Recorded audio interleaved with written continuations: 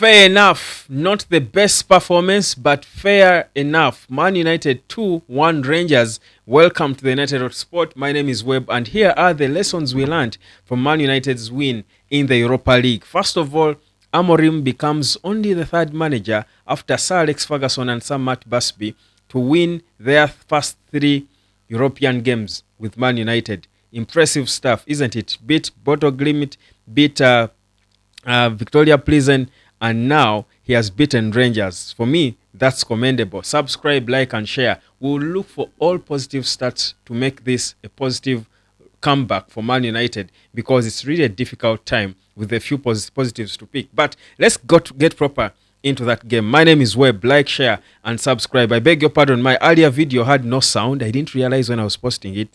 Because usually it never does that. It has never done it, so I wouldn't know. Thank you so much for those who highlighted it. But let's get proper into this talk. First of all, I will want to credit Ruben Amorim for finding solutions to a glaring problem that he kept speaking about after the loss to Brighton. Jitters, nerves. Players were nervous. That's why they could not put passes together. They conceded an early goal and it disorganized them because of nerves. Now, this performance against Rangers, they started calm.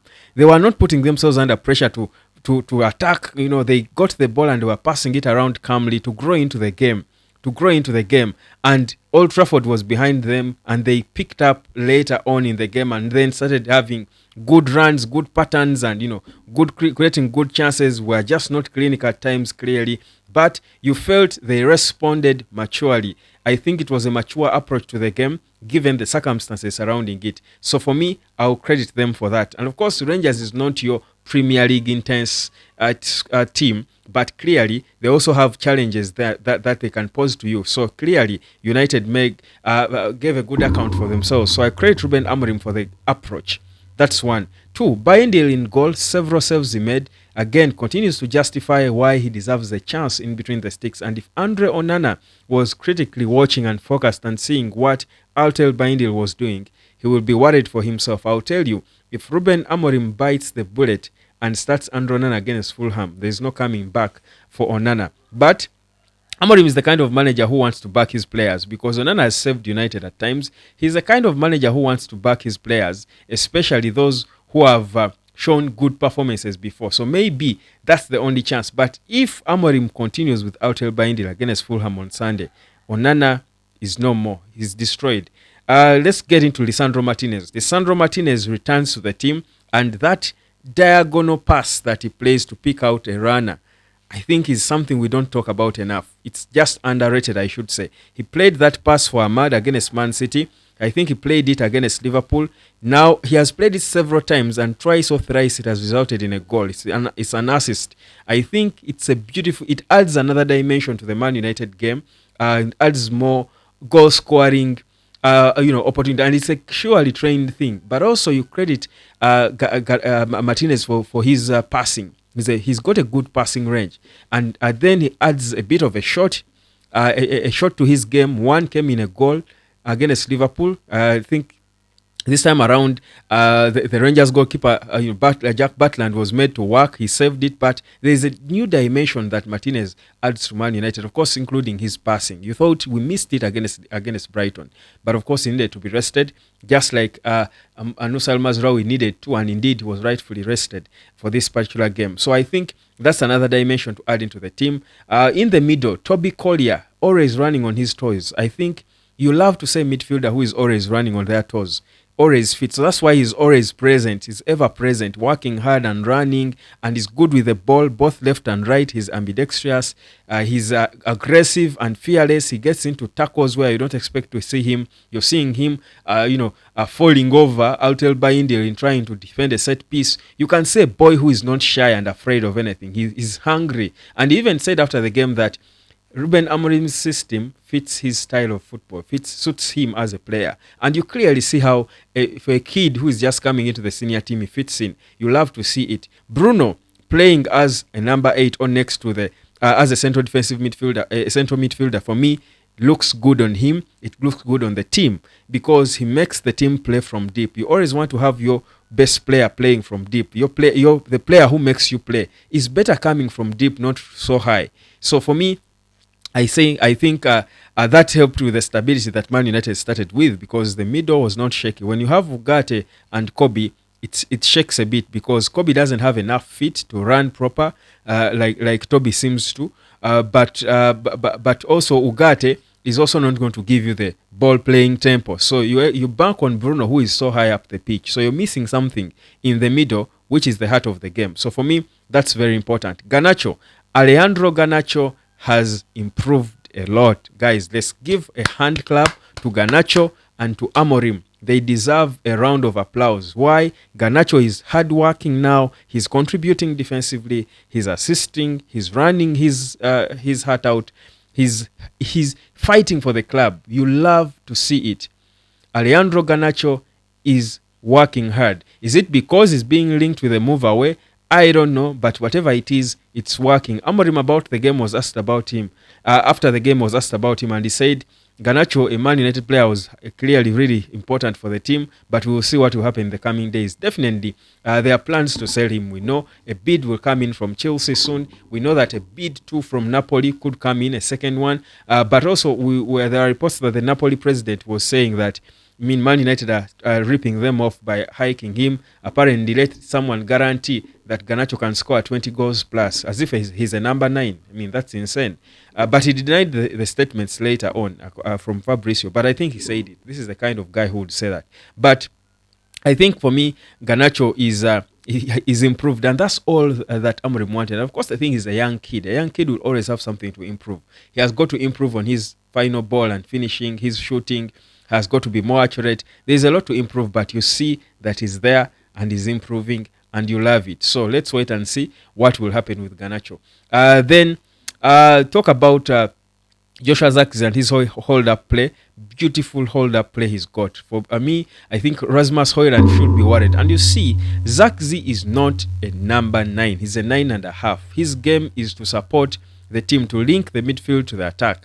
And if you've got good hold-up play, you're perfect for that role. So for me, I think every day Amorim is learning how to make use of Zirkzee, and that's why he's looking impactful in every game, since he had a stinker against Newcastle. So for me, I think I love to see that. I love that he chose to stand, fight for his position. There is something in him that can still be worked on. You love really to see it. Then talk about, of course, Bruno now has got 15 goals and 18 assists in 50 games in Europe.